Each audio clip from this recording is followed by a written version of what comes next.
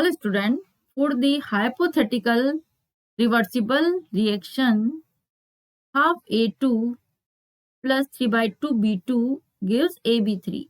The value of delta H is minus 20 kilojoule per mole. एक hypothetical reversible reaction दे रखी है, half A2 gas plus 3 by 2 B2 gas gives AB3 और इसके लिए जो delta H की वैल्यू है this is minus 20 kilojoule per mole. Delta H is enthalpy change. While the value of standard entropies of A2, B2 and AB3 are 60, 40 and 50 joule per Kelvin per mole. और जो standard entropies की value है A2 की है 60 joule पर kelvin पर मोल, B2 की है 40 जूल पर केल्विन पर मोल एंड AB3 की है 50 जूल पर केल्विन पर मोल. तो हमें बताना है कि the temperature at which the above reaction attain equilibrium. वो टेम्परेचर कौन सा होगा जहां पर कि दिस रिएक्शन इक्विलिब्रियम अचीव करेगी, वो हमें टेम्परेचर बताना है.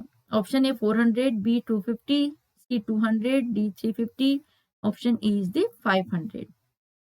तो देखिए रिएक्शन हमारी half A2 gas plus 3 by 2 B2 gas gives AB3 and enthalpy change delta H for this reaction this is minus 20 kilojoule per mole.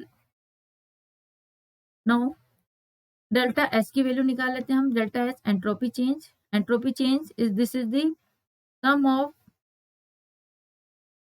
standard entropies of product minus reactant entropies of reactant. तो देखिए this is product है हमारा AB3, ठीक है. तो AB3 की कितनी है 50 जूल पर केल्विन, 50 जूल पर केल्विन पर मोल.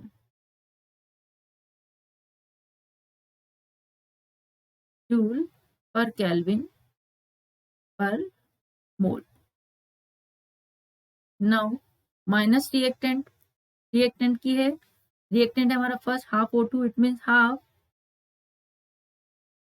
मल्टीप्लाई 60 जूल पर केल्विन पर मोल minus 3 by 2 B2 is 40 joule per Kelvin per mole.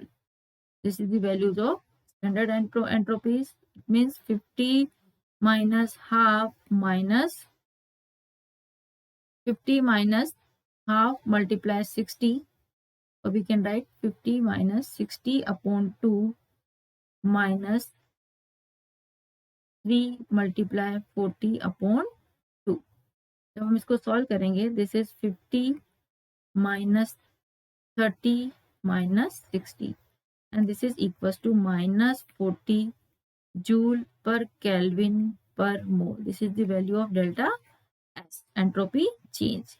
Now अब देखिए वो टेम्परेचर पूछा है जहां पर कि इक्विलिब्रियम अटेन होगा. तो at equilibrium we know that at equilibrium delta G की जो वैल्यू होती है this is 0.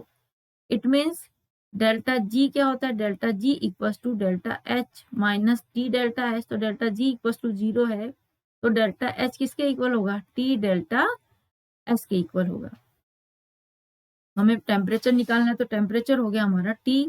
This is delta H की वैल्यू है minus 20 किलो जूल में है तो इसको जूल में कन्वर्ट करने थे 10 to the power 3 equals to T and this is 40 minus 40.